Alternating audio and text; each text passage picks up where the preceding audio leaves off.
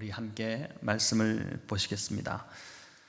마가복음 16장 1절부터 8절까지의 말씀을 오늘은 우리가 함께 한 목소리로 같이 읽도록 하겠습니다. 마가복음 16장 1절부터 8절까지 말씀 함께 읽습니다. 안식일이 지남에 막달라 마리아와 야고보의 어머니 마리아와 또 살로메가 가서 예수께 바르기 위하여 향품을 사다 두었다가 안식 후 첫날 매우 일찍이 해도 들 때에 그 무덤으로 가며 서로 말하되 누가 우리를 위하여 무덤 문에서 돌을 굴려 주리요 하더니 눈을 들어 본즉 벌써 돌이 굴려져 있는데 그 돌이 심히 크더라.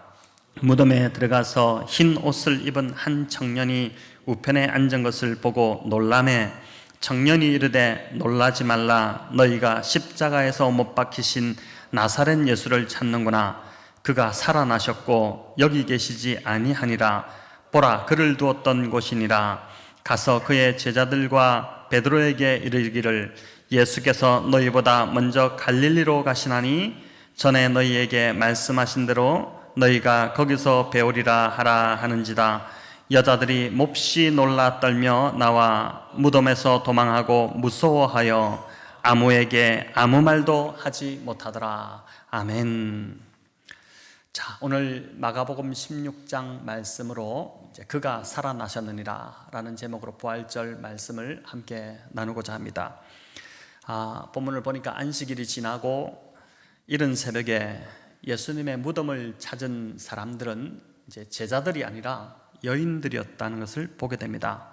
16장 1절은 막달라 마리아와 야고보의 어머니 마리아 그리고 살로메가 예수님께 향품을 바르게 하기 위해서 무덤으로 갔다 이렇게 이제 전합니다. 막달라 마리아는 이제 16장 9절에도 나오는데 예수님께서 7 귀신을 쫓아주신 그 마리아이고 야고보의 어머니 마리아는 이제 예수님의 두 제자였던 이제 야고보와 요한의 어머니라고 할 수 있습니다. 예수님께 두 아들을 주의 좌편과 우편에 앉혀달라고 이제 간구했던 그 여인이죠.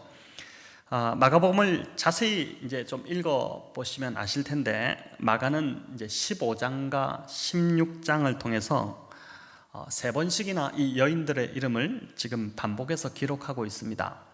15장 40절, 47절, 또 16장 1절에 나오죠. 우리가 지금까지 마가복음을 이제 살펴봐서 알겠지만 마가의 필치는 정말 군더더기 없이 아주 매우 간결합니다.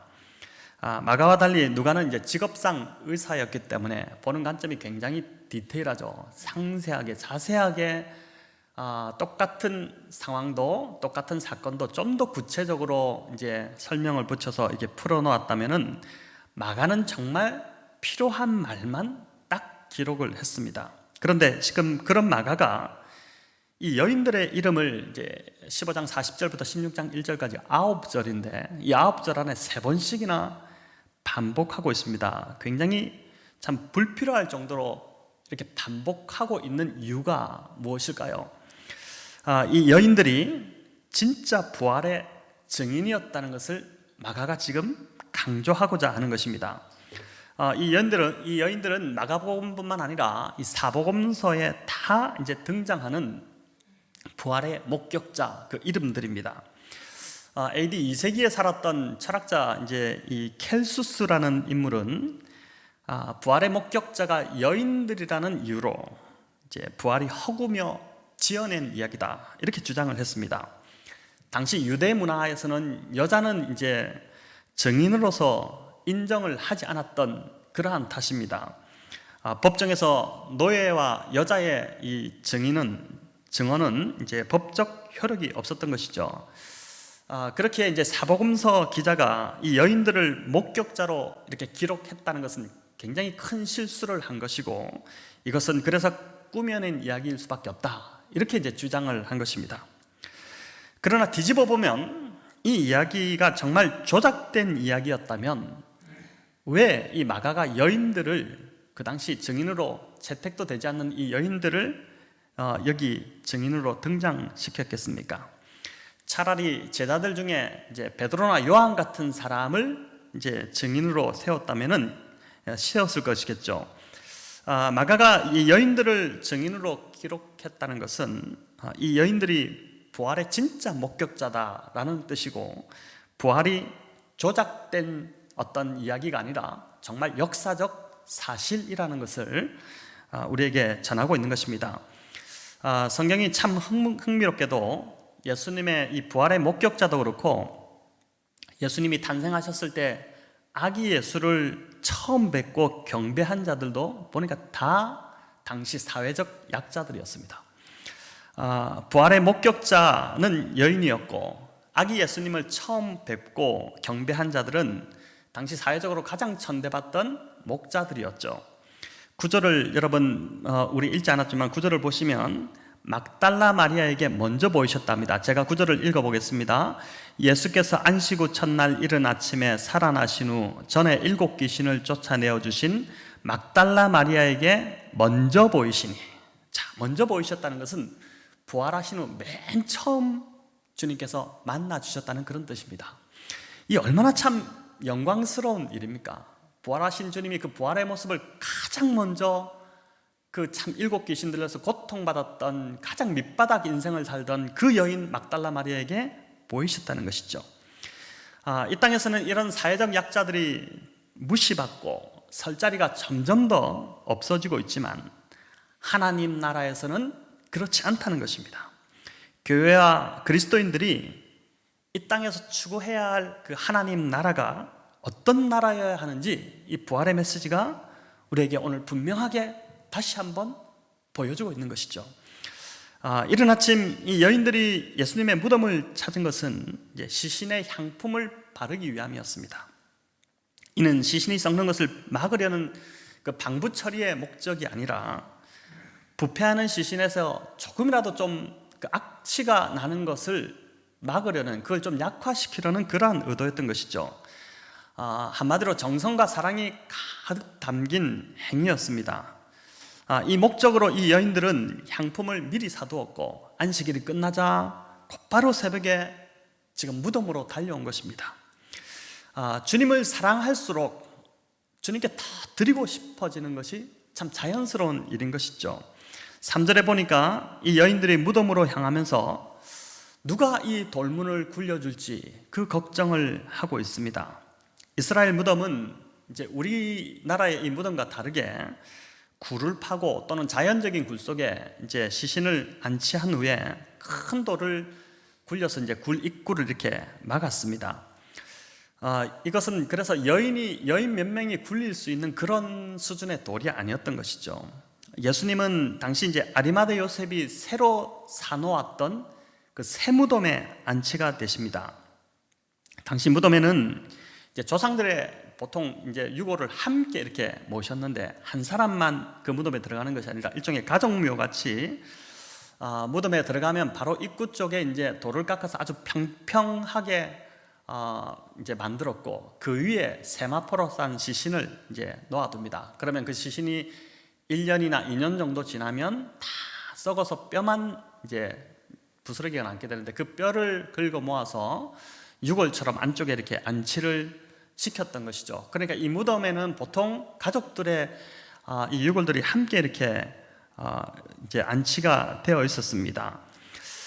그리고 이제 그 무덤 입구를 시신을 훼손하는 것을 방지하도록 하기 위해서 큰 돌로 막아서 열지 못하도록 그렇게 한 것입니다.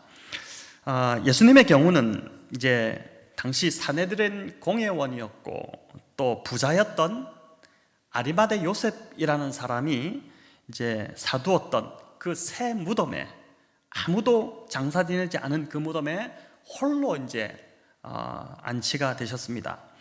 그 당시 십자가형에 처한 자들은 시신을 장사 지낼 수 없었죠. 이제 이 십자가형이라는 자체가 가장 극악한 죄인, 인간이라고 생각할 수 없는 인간 이하의 사람, 또 경멸받아 마땅한 사람이 처해지는 형이 바로 십자가형이었기 때문에 그렇습니다. 이 십자가에서 죽게 되면 시신을 바로 내리지 않고 한동안 그대로 이제 방치를 해두다 보면은 사지가 이제 이렇게 땅으로 뚝뚝 떨어지게 되고, 그러면은 이제 새도 와서 쪼아먹고 지나가던 개도 먹고 막 이렇게 이제 시신이 완전히 다 부패되고 나면 그 남은 몸뚱아리 조각을 그냥 이렇게 함께 갖다 던져버렸습니다. 바로 그곳이 해골이라 불렸던 골고다였죠. 아리마대 요셉이 아니었다면 예수님도 잘못하면 그런 처지가 될 뻔했던 것입니다. 제자들도 무서워 다 도망치는 판국에 이 아리마대 요셉이 빌라도에게 가서 당돌하게 예수님의 시체를 요구했고 예수님의 장례를 치러 드린 것입니다. 아리마대 요셉이 참 드러나지 않고 조용히 있는 사람 같았지만 누구보다 큰 역할을 한 것이죠. 15장 43절에 보니까 이렇게 이야기합니다. 이 사람은 존경받는 공회원이요 하나님의 나라를 기다리는 자라. 자, 존경받는 공회원이었다는 말은 그가 사내들인 회원이었다는 것입니다. 자, 그렇기 때문에 참 이런 결정, 예수님의 장례를 치르고자 했던 이 결정이 더 그에게는 참 쉽지 않은 결정이었을 것입니다. 자칫하면 사내들인 공회로부터 오해를 받아서 지금 사내들인의 대부분의 사람들이 이 예수에 대한 적대감을 갖고 있는데 그가 그의 자리, 지위와 재산까지 다 박탈당하고 몰수당할 그럴 위험한 상황이었던 것이죠. 그렇기 때문에 아리마대 요셉은 지금 자신의 전부를 걸은 것입니다. 43절처럼 그가 하나님 나라를 그렇게 기다리는 자였기 때문에 그런 것이죠. 세상에 미련을 둔 자가 아니었고 세상 것을 구하는 자가 아니었고 오직 하나님 나라를 바라보며 살아갔던 자였기 때문에 이 일을 감당할 수 있었다고 보는 것입니다. 자, 이처럼 하나님 나라와 교회 공동체 역시 자신을 드러내지 않고 하나님 나라를 바라보며 묵묵히 행하는 자들을 통해서 세워진다는 것을 보게 됩니다. 드러나지는 않지만 다른 사람이 다 하기를 기피하는 그런 일들을 묵묵히 그냥 하나님 나라를 바라보며 감당하는 자들, 그런 자들을 통해서 하나님 나라와 또 교회 공동체가 세워지게 되는 것이죠. 예수님이 이 아리마대 요셉의 이 새 무덤에 안치되었기 때문에 빈 무덤이라는 부활의 증거가 이제 하나로 입증이 된 것입니다. 또 아리마대 요셉의 무덤에 묻힌 것은 이사야 말씀을 이루는 것이기도 했습니다. 이사야 53장 9절에 보면 그가 죽은 후에 부자와 함께 있었도다, 이 예언의 말씀이 나오는데 이 부자였던 아리마대 요셉, 공회원이기도 했지만 상당한 부를 가지고 있던 이 아리마대 요셉의 묘에 묻히심으로 이 예언이 그대로 이제 성취가 된 것이죠. 우리가 본문을 좀 더 살펴보면 이제 여인들이 무덤에 도착해 보니 무덤의 돌문은 이미 열려 있었고 그 안에는 흰옷 입은 천사들이 있었다고 합니다. 여기 흰옷을 입은 한 청년이 나오는데 이것은 천사를 말하는 것입니다. 이 천사가 여인에게 제일 먼저 한 말이 뭐였냐면은 놀라지 말라 였죠. 놀라지 말라. 여러분, 이 상황에 놀라지 않을 사람이 어디 있겠습니까? 그런데 가만히 생각해 보면 이건 놀랄 일이 아니었습니다. 아니, 놀라지 말았어야 합니다. 마가복음을 보면 예수님이 십자가를 지시기 전 살아계실 때 누차 여러 번 제3일에 다시 살아나실 것을 계속 강조하여 말씀하셨습니다. 마가복음 8장 또 9장 10장에서 3번씩이나 아주 강하게 주님이 3일 만에 살아날 것이다, 직접적으로 말씀하셨죠. 앞에서 말씀드렸지만 마가는 이제 다른 복음서 저자들과 달리 요점만 간결하게 전하는 자였습니다. 그런 마가가 지금 마가복음에서 3번씩이나 주님이 3일 만에 살아날 거라는 이 내용을 계속해서 반복하고 있었다면 사실 예수님은 그보다 훨씬 더 많이 제자들에게 이제 강조하고 이야기했다는 것을 알 수 있습니다. 하지만 보니까 제자들도 여인들도 부활을 기대한 사람이 아무도 없었습니다.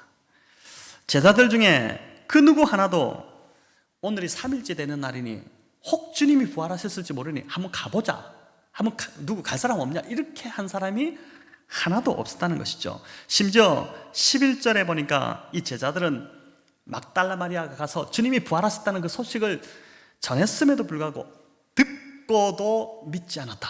이렇게 지금 기록하고 있습니다. 마찬가지로 지금 이 여인들도 전혀 그런 기대를 가지고 온 것이 아니었죠.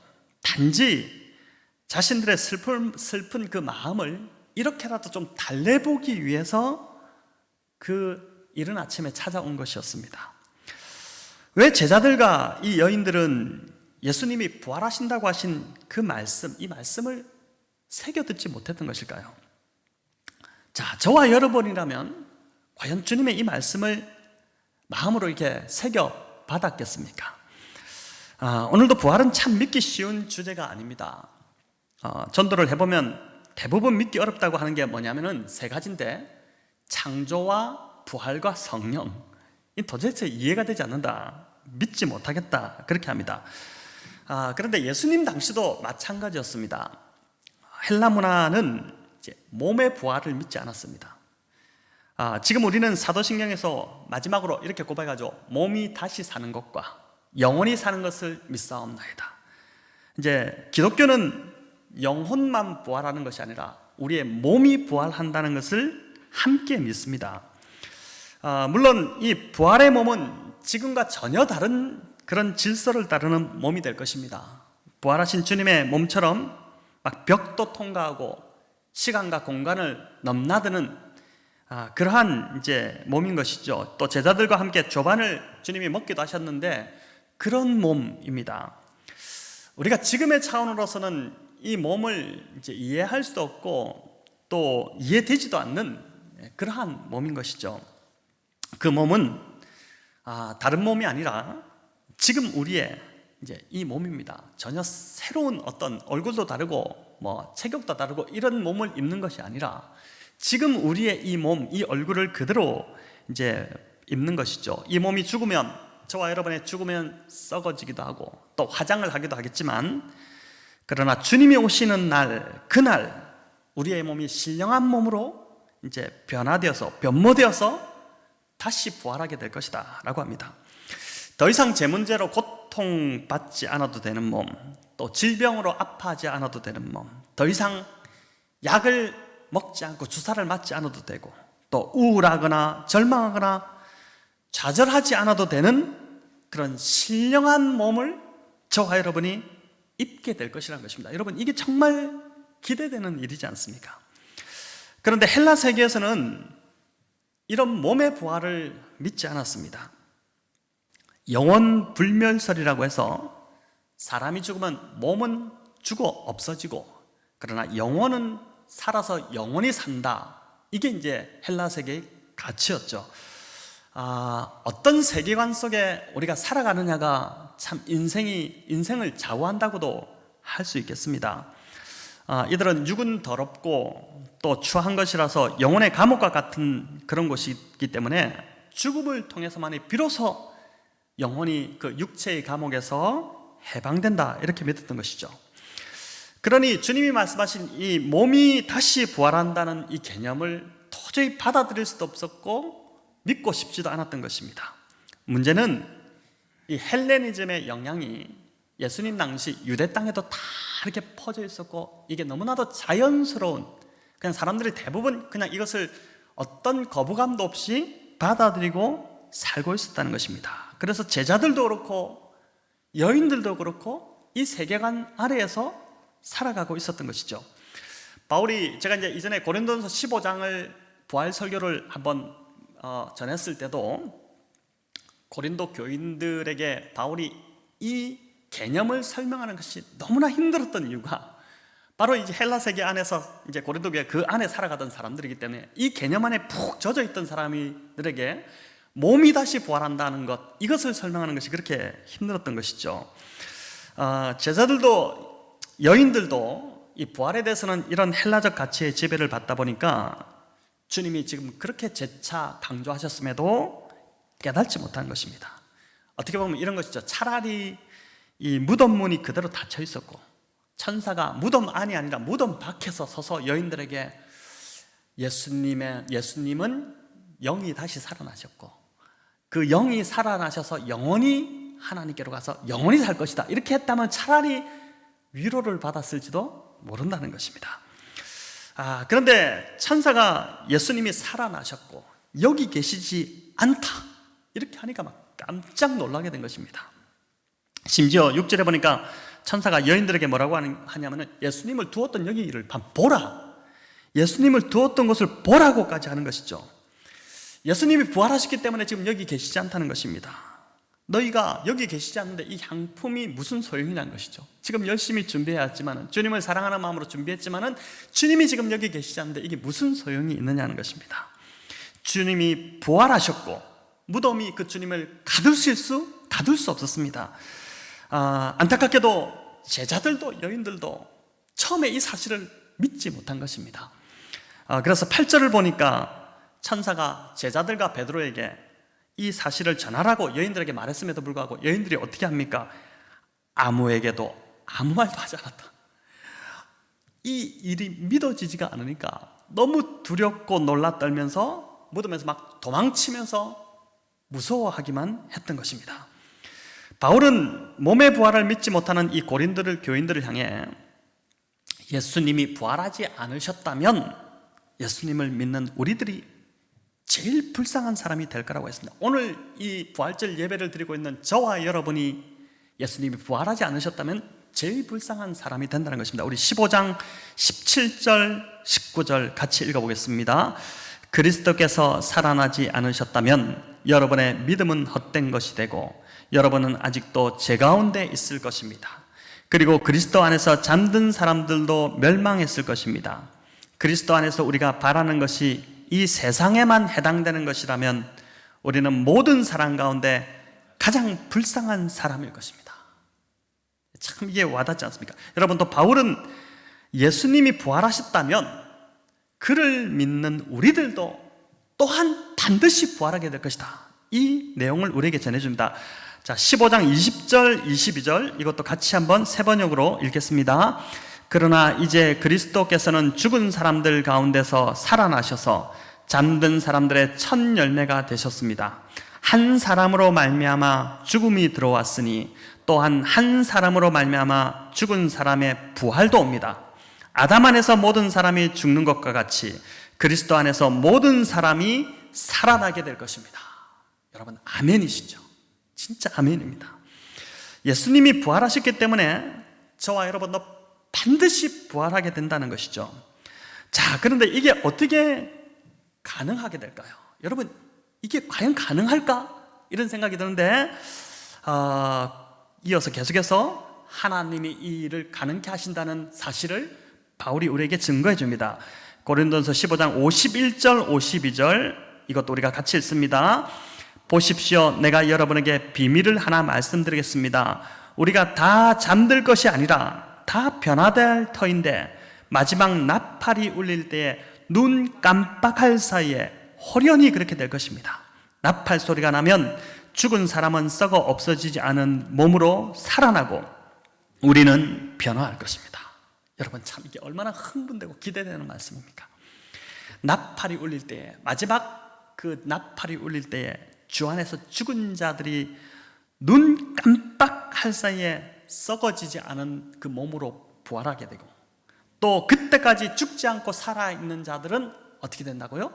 호련히 정말 눈 깜빡할 사이에 그 몸이 신령한 몸으로 변화되게 되는 날이 오게 된다는 것입니다. 그래서 한 신학자가 부활을 이렇게 표현했습니다. 참 와닿는 글이었는데 제가 읽어보겠습니다. 예수님의 부활은 이 세상이 전부가 아니며 이 목숨이 전부가 아니며 먹고 마시는 것이 전부가 아니라는 사실을 일깨워줍니다. 부활을 믿는다는 말은 하나님 나라를 믿는 것이며 영생을 믿는 것이며 하나님 뜻을 위해 사는 것입니다. 예수님의 빈 무덤은 우리의 인생의 끝이 무덤이 아니라는 사실을 증언해 줍니다. 결국 우리의 무덤도 비게 될 것이라는 뜻입니다. 우리 인생의 종착지는 하나님 나라임을 증언해 줍니다. 그렇기 때문에 우리는 이 땅에서 그 무엇에도 짓누르지 않고 그 무엇에도 들뜨지 않을 수 있습니다. 자, 부활신앙이 우리를 이 땅에서 이렇게 두려움 없이 당당하게 세워준다는 것입니다. 자, 여러분, 이제 이 본문에서 마지막으로 한 가지만 더 살펴볼 것은 7절입니다. 우리 7절 같이 읽어보겠습니다. 가서 그의 제자들과 베드로에게 이르기를 예수께서 너희보다 먼저 갈릴리로 가시나니 전에 너희에게 말씀하신 대로 너희가 거기서 배우리라 하라 하는지라. 자, 여기 보면 예수님이 부활하신 후에 왜 제자들에게 내가 갈릴리로 가니 갈릴리로 오라고 그렇게 하셨을까요? 왜 갈릴리로 가신다 했었을까? 이 참 이상하지 않습니까? 주님이 부활하신 후에 갈릴리로 가신다는 이 말은 이미 14장에서 언급을 한 번 더 하셨던 말씀입니다. 14장 27절 28절인데 제가 한번 읽어보겠습니다. 예수께서 제자들에게 이르시되 너희가 다 나를 버리리라. 이는 기록된 바 내가 목자를 치리니 양들이 흩어지리라 하였습니다. 그러나 내가 살아난 후에 너희보다 먼저 갈릴리로 가리라. 자, 이 말씀을 보니까 예수님이 갈릴리로 가시겠다고 하신 이유가 보입니다. 그게 뭐냐면 예수님이 제자들이 실패할 것을 이미 알고 계셨습니다. 십자가 고난 앞에서 주님을 버리고 다 도망갈 것을 알고 계셨죠. 그런 못난 제자들이지만 버리지 않으시고 다시 회복시켜 제자로 세우시기에 가장 적합한 장소, 그것이 바로 갈릴리였습니다. 왜냐하면 이 갈릴리가 제자들을 처음 부르셨던 장소죠. 그리고 그 첫사랑을 나누었던 장소가 갈릴리입니다. 우리도 영적으로 낙담돼서 실패했을 때 그 첫사랑을 떠올리기도 하고 그 주님과 만났던 그 첫사랑의 장소에 가서 그것을 회복하고 하기도 하지 않습니까?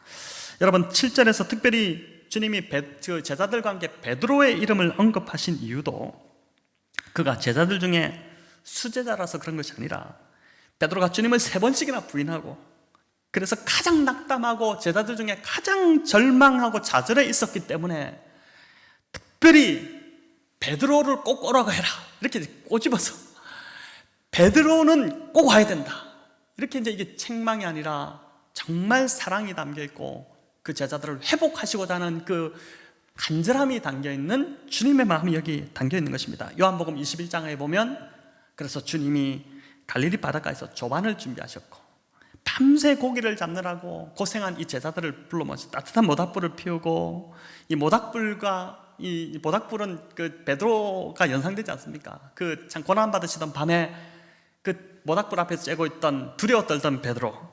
그래서 거기서 제자들을 다 먹이신 후에 어떻게 하십니까? 베드로만 특별히 따로 불러서 네가 날 사랑하느냐? 네가 날 사랑하느냐? 3번씩이나 물으셨죠. 3번 부인한 베드로에게 3번 다시 물으심으로 베드로의 실패를 다시 회복시켜 주신 그렇게 주셨던 것입니다. 여러분 예수님의 생각과 배려가 참 너무 깊습니다. 제자들이 실패할 것도 이미 예상하셨고 또 그들을 어떻게 회복시켜야 할지도 우리 주님 안에는 다 계획이 있었던 것이죠. 부활하신 주님은 또한 저와 여러분을 위해서도 이런 계획을 가지고 계심을 믿으시기를 바랍니다. 주님이 제자들보다 먼저 갈릴리로 가셨듯이 우리가 늘 넘어지고 실패하더라도 주님은 항상 우리보다 먼저 한 발 앞서 가 계시면서 우리를 위해 준비하시고 끝까지 저와 여러분을 회복시키시고 이 사명에서 떨어지지 않도록 사명을 감당할 수 있도록 우리를 세워주시는 분이라는 것입니다. 흥미로운 건 이 1세기부터 4세기까지의 대부분의 마가복음 사본들이 성경은 원본이 없습니다. 원본은 없고 다 사본들인데 이 사본을 가지고 이제 다 잘 정리해서 이제 오늘날의 66권의 성경을 이제 이렇게 만들어낸 것인데 여러분 1세기부터 4세기까지의 대부분의 마가복음 사본이 어디서 끝나냐 하면은 16장 8절에서 끝납니다. 이어지는 9절부터 20절까지는 후대에 추가된 것으로 그렇게 이제 보는 것입니다. 자, 만약 마가복음을 8절에서 끝을 맺었다면 이 마가복음은 뭔가 마무리가 되지 않은 채 그냥 끝난 것이 됩니다. 그렇지 않습니까? 마태복음은 부활하신 주님이 이 마지막에 승천하시면서 제자들에게 막 사명을 주시는 것으로 끝이 났고 누가복음도 이제 마가복음의 마지막 28장에 가서 모든 족속으로 제자를 삼고 또 아버지와 아들과 성령의 이름으로 세례도 주고 막 이렇게 분부하시지 않습니까? 누가복음도 보면은 제자들을 향한 축복과 승천으로 그렇게 끝이 납니다. 여러분, 요한복음의 마무리는 더 훈훈합니다. 제자들을 아주 따뜻하게 그 실패한 제자들을 회복시키시고, 그리고 분명한 메시지로 요한복음이 끝이 납니다. 그런데 마가복음은 이 여인들이 두려워서 아무에게도 아무 말도 하지 않았다는 이상한 마무리로 끝이 나게 되는 것입니다. 그 다음은 어떻게 했다는 것이 없습니다. 물론 지금 성경은 20절에 제자들이 나가 두루 말씀을 전파했다 이렇게 마무리가 잘 되고 있지만, 초대 사본들이 정말 8절로 마가복음이 끝냈다면, 이 마가 치밀한 마가가 8절 마지막을 이렇게 끝냈다면 여기에는 뭔가 이유가 있다는 것이죠. 이 부분에 대한 신학적 연구가 참 많았는데, 우리가 취할 수 있는 하나의 이제 설이 있다면은 이렇게 끝을 열어놓음으로써 마가복음을 읽는 독자들로 하여금 이 이야기 속으로 지금 들어오게 하고, 그리고 부활하신 주님을 만나 제자들처럼 이 부활의 삶을 이어가도록 하는 초청이 바로 이 마지막 8절의 이 마무리다라는 것입니다. 부활하신 주님께서 직접 제자들만 갈릴리로 초대하신 것이 아니라 저와 여러분을 갈릴리로 초대하고 있다는 것이죠. 이 말은 부활이라는 이 사건은 우리가 이론적 지식으로만 끝나면 절대 안 되고, 이론으로도 도저히 이해할 수 없는 사실입니다. 이건 경험돼야지만이 되는 겁니다. 그렇게 하면 안 되고, 저와 여러분이 직접 갈릴리로 가서, 이 갈릴리는 이스라엘의 갈릴리 그것이 아니라 주님이 계신 곳, 부활하신 주님이 계신 그곳으로 가서 부활의 주님을 만나야 한다는 것, 그것이 바로 마가복음을 끝맺으면서 우리에게 던지는, 이 앞으로 마가복음을 읽을 모든 독자들에게 던지는 중요한 메시지라고 할 수 있는 것이죠. 예수님이 부활하심으로 이 문을 여셨고, 이제 이 문으로 들어가는 것은 독자들의 몫으로, 이 마가복음을 읽는 성도들의 몫으로 남겨놓은 것입니다. 죽은 자들 가운데 일으킴을 받은, 주님이 스스로 일어나지 않으시고 하나님이 일으키셨죠.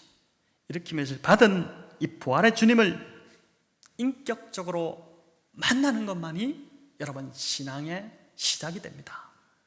지금까지 기독교 역사 2000년 동안 직접 주님을 처음에 만났던 제자들도 있었지만, 그 뒤에 주님을 만난 자들이 너무나도 많았습니다. 왜냐하면 주님은 그 당시만 살아계셨던 것이 아니라 부활하셔서 여전히 살아계셨고 지금도 살아계시기 때문에 지금도 말씀을 통해 예수 그리스도를 인격적으로 만나는 역사가 계속적으로 이어지고 있는 것입니다. 여러분, 이 부활의 주님을 만날 때만이 우리의 믿음이 시작되고 신앙이 시작되는 것입니다. 이 부활절을 맞아 이 부활의 주님, 살아계신 주님, 지금도 실제하시는 내 곁에 함께 계시는 이 주님을 만남으로 우리 남은 주님 앞에 설 때까지의 그 우리 신앙 여정을 잘 완수하시는 저와 여러분 다 되시기를 우리 주님의 이름으로 축원합니다.